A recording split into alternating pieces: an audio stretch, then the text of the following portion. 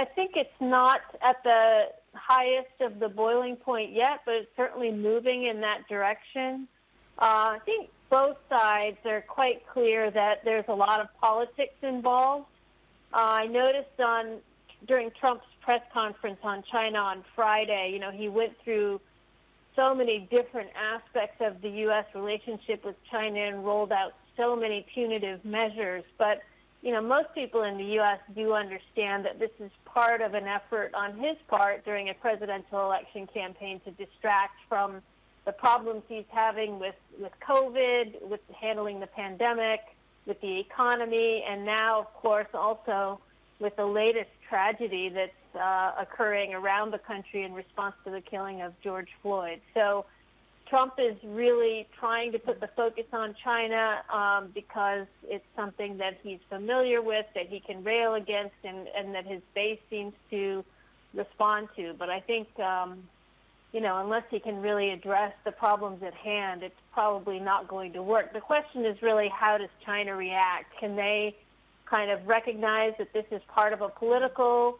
backdrop and try to hold the line, or are they going to have to respond because of, the public nature of the sorts of attacks that are being unrolled?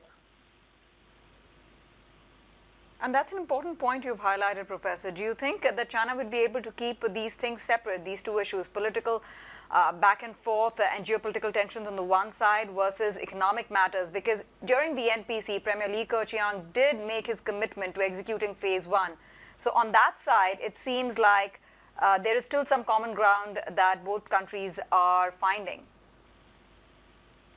Yeah, I think on the official side, Chinese officials would like to keep the relationship as stable as possible during the campaign.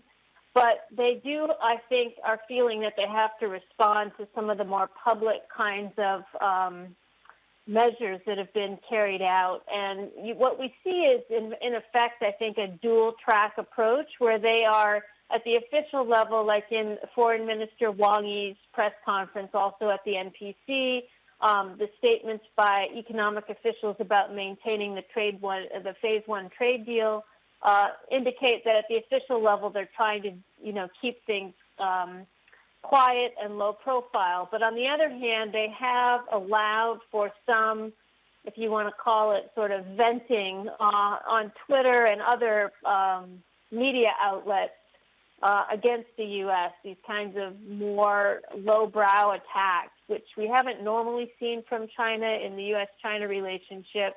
And while people in China say it's not potentially condoned or approved by official levels, I think people in the United States would certainly probably believe that at least the government is allowing this to happen.